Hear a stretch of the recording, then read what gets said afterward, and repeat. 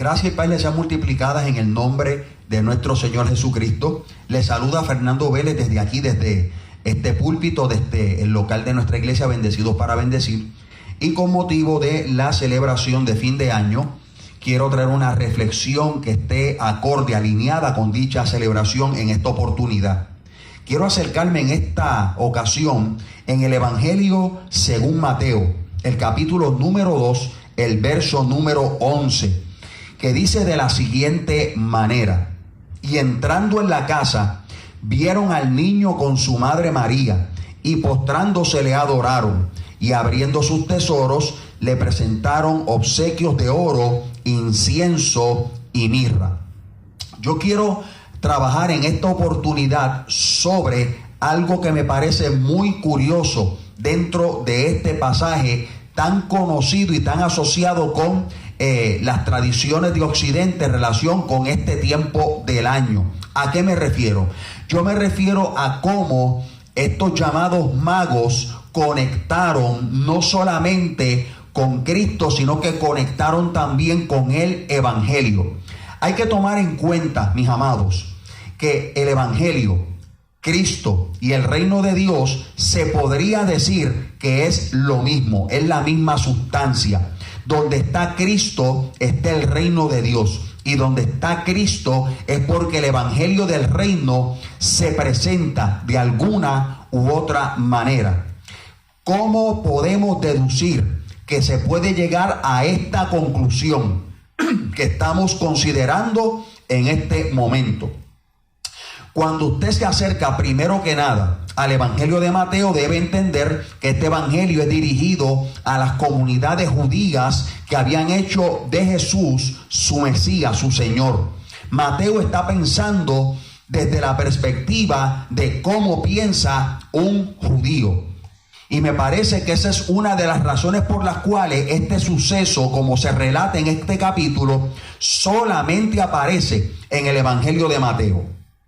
Este suceso, bastante conocido por aquellos que leemos, estudiamos, nos gusta acercarnos al libro de Dios. La Biblia relata cómo después de que Jesús nace en Belén de Judea, en tiempos del rey Herodes el Grande, y estoy leyendo del verso número 1 de este capítulo, unos magos del oriente llegaron a Jerusalén.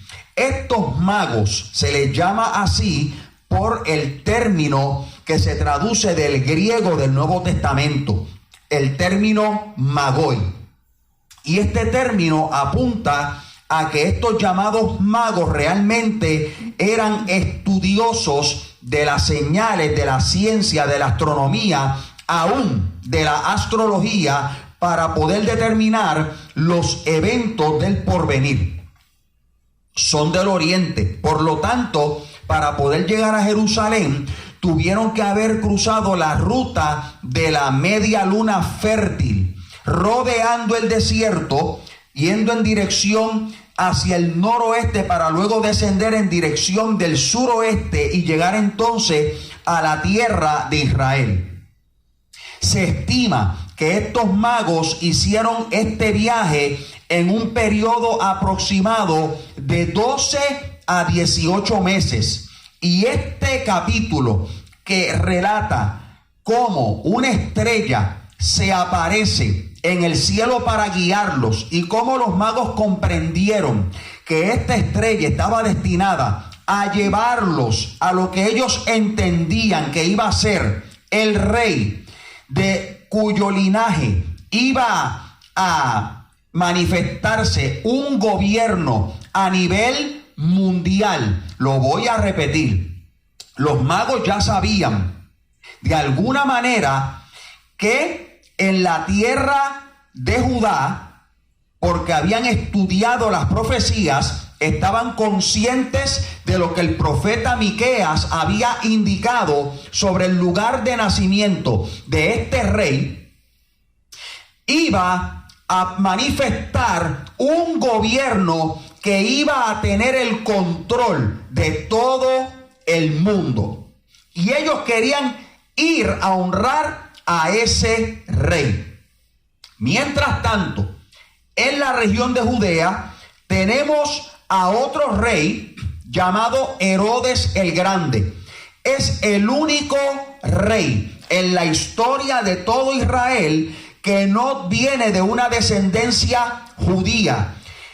Herodes no era de Israel, era de la región de Idumea, más al sur de las tribus de Judá y de Benjamín. Y una de las profecías, específicamente, una de las profecías que dijo Jacob al final del libro de Génesis, indican que el Mesías iba a nacer cuando el cetro de Judá estuviera en manos de alguien que no fuera de Judá. Por lo tanto, era adecuado para que se cumpliera la profecía que el Mesías príncipe, el rey de Israel, debía nacer cuando hubiese un rey que no fuera judío. Ese fue el caso de Herodes el Grande y, repito, único en la historia de Israel. Cuando ellos aparecen, hacen estremecer a toda la ciudad santa. Por lo tanto, es obvio que era una gran caravana y, a diferencia de lo que señala la tradición, no eran tres, ¿sí? No venían con cofrecitos pequeños de regalos, sino que, de acuerdo a la costumbre oriental, era una gran caravana, no solo de los sabios, los magos, los estudiosos de las señales en el oriente, sino que también habían servidores. Había una costumbre en la antigüedad y consiste en la siguiente: cuando los representantes de un reino o de un imperio iban a visitar a otro rey o a otro emperador, debían llevarle regalos abundantes y costosos como una muestra de que su imperio, de que su reino era uno próspero, era uno grande y que había logrado conquistar y alcanzar muchas tierras con sus respectivos tesoros. Te recordará que cuando la reina de Saba fue a visitar a Salomón, llegó con muchos presentes. ¿Para qué? Precisamente para impresionar a Salomón. Y de acuerdo a la costumbre, Salomón le entrega riquezas a la reina de Saba, superando las que la reina de Saba le había entregado. ¿Por qué? Porque esa era la manera de mostrar cuál rey tenía más dominio, cuál rey era más próspero, cuál rey había logrado mayores conquistas o seguridad o bienestar para su reinado, para su reino.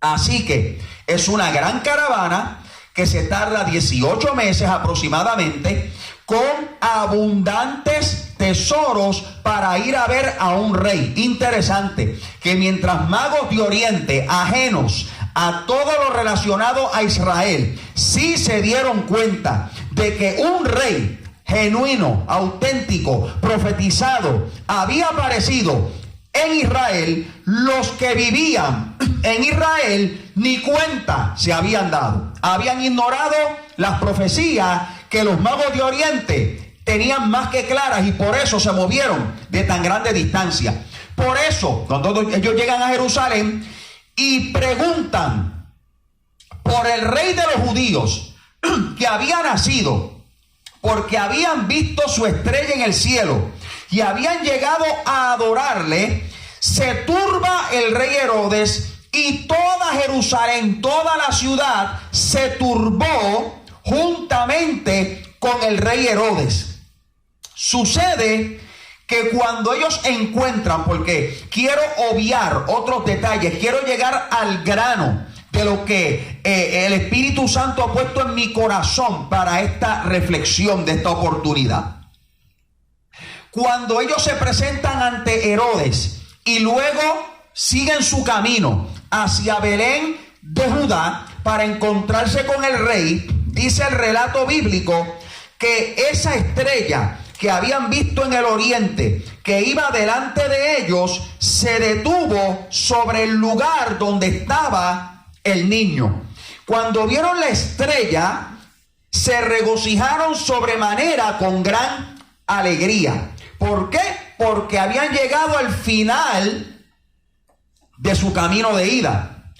Y cuando vemos aquí en el verso 11, interesante, que ellos entraron en la casa, por lo tanto, el niño ya no estaba en una cueva o en una habitación, en una posada, sino que la familia había conseguido una morada propia para poder asentarse allí.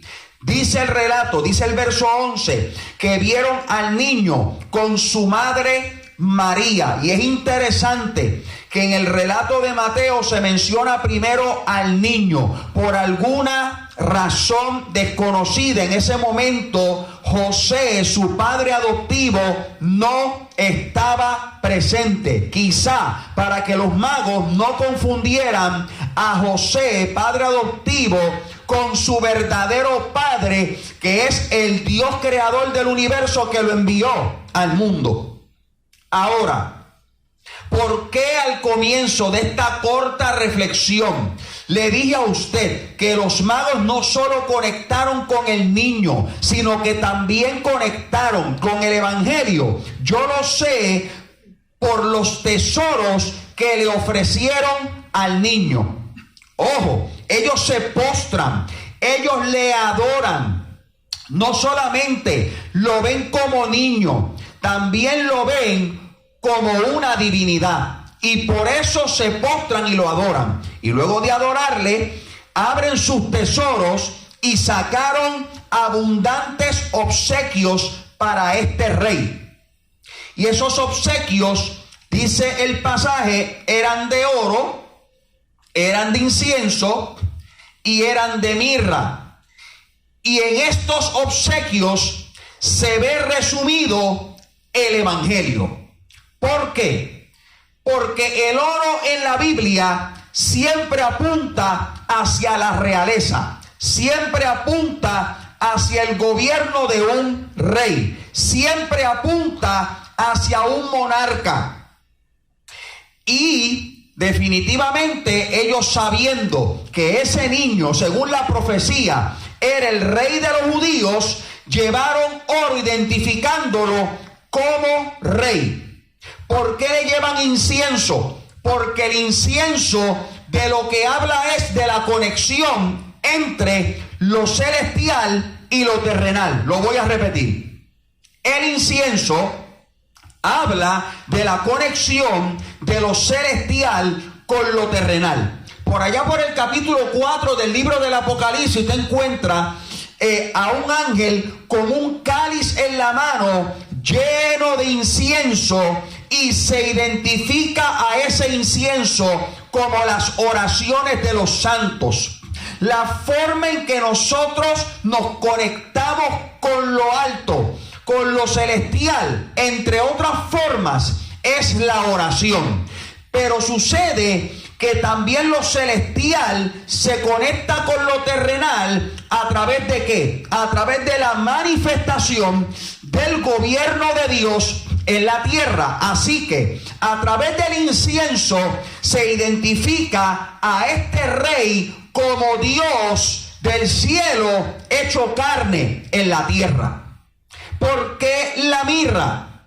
Porque la mirra es una resina gomosa, es un líquido que sale de ciertos árboles que al contacto con el aire eventualmente se endurece. Y la mirra, entre sus propiedades, es roja, es medicinal, pero también es amarga. Déjeme repetirlo. La mirra es roja, ¿sí? Me acordé de otro detalle. Es aromática, es medicinal, pero también es amarga. La mirra apunta ¿hacia qué? Hacia lo que este rey debía experimentar. ¿Para qué? Para que el aroma de olor grato, del cual habla la ley de Moisés en los sacrificios, llegara al Padre, porque este niño iba a ser el sacrificio, el Cordero de Dios, la ofrenda para expiación de los pecados de la humanidad.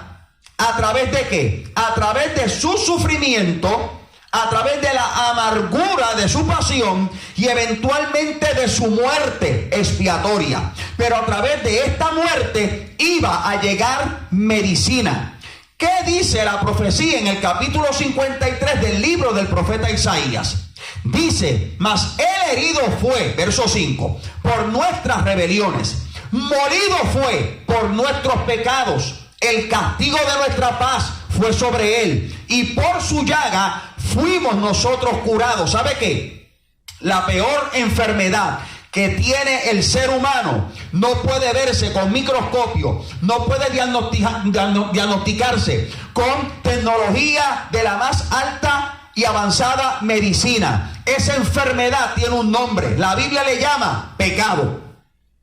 Y cuando la profecía habla de ser curado, de lo que habla es de ser curado del pecado. Más adelante usted lee en la profecía de Isaías, capítulo 53, ¿ve? Que Dios puso sobre él el pecado de todos los hombres. Nuestros pecados puestos sobre él. ¿Para qué? Para que a través de su muerte expiatoria, ¿sí?, y eventual resurrección, nosotros pudiéramos ser aceptos y adoptados como hijos de Dios, por causa de que el justo había muerto por los injustos. ¿Para qué? Para que nosotros fuéramos llamados justicia y hechos justicia de Dios en él. Así que los magos vieron el evangelio, la salvación, las riquezas, los tesoros de la gracia, la herencia de los santos, solamente puede ser administrada por los que ven el evangelio. Y yo oro al Padre, y por eso traigo esta reflexión, porque en este tiempo festivo, en este tiempo donde se hace memoria del nacimiento de Cristo nuestro Señor, quiero ser claro, aunque la Biblia no ordene en ninguna parte celebrar el nacimiento de Cristo, sí creo que debemos seguir el ejemplo que relata el capítulo 17 del libro de los Hechos de los Apóstoles. Pablo se encuentra en Atenas, la capital de Grecia, ve altares a diferentes dioses, y cuando ve uno que tiene una inscripción que dice al Dios no conocido, voy a usar esta palabra, Pablo se apalancó, Pablo aprovechó, Pablo utilizó el altar al Dios no conocido para presentar a Cristo y al evangelio.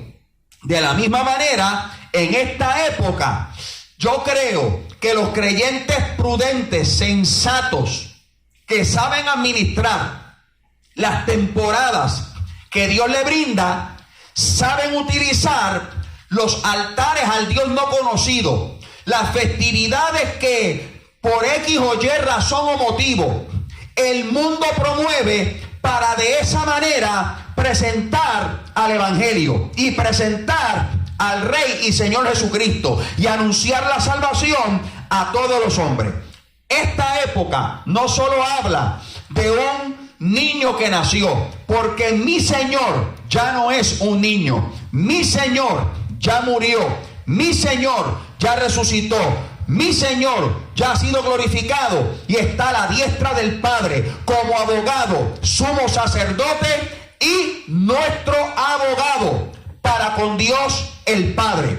Yo oro en el nombre de Jesucristo. Si usted ha separado este corto espacio para esta reflexión, que a través de esta palabra el evangelio se le revele, que el Espíritu Santo toque su corazón y vea lo que vio al apóstol Pablo en el capítulo 15 de la primera carta a los Corintios, cuando él dice: este fue el evangelio que yo recibí, este fue el evangelio que se me reveló, que Cristo murió por nuestros pecados conforme a las Escrituras, y que fue sepultado y resucitó al tercer día según lo dice las Escrituras, y ascendió y a la diestra del Padre, y se apareció a muchos. Quiero decirle quiero decirle que el Cristo resucitado quiere aparecerse a tu vida en forma de salvación y en forma de gobierno.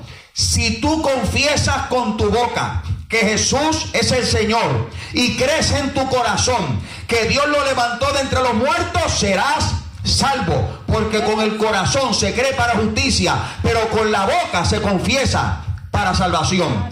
Te bendecimos en el nombre de Jesucristo. Que el amor de Dios, la gracia de Jesucristo y la comunión del Espíritu Santo sea con todos los creyentes nacidos de nuevo. Y si alguien que está viendo esta transmisión quiere hacer de Cristo su Señor, porque el Espíritu Santo está provocando en él el deseo de ser parte de la familia de la fe, escríbanos y díganos que ese Jesús quiere ser su Señor. Usted quiere someter su vida para que la plenitud del cielo a través de Cristo le alcance. Le habló Fernando Vélez desde aquí, desde este púlpito.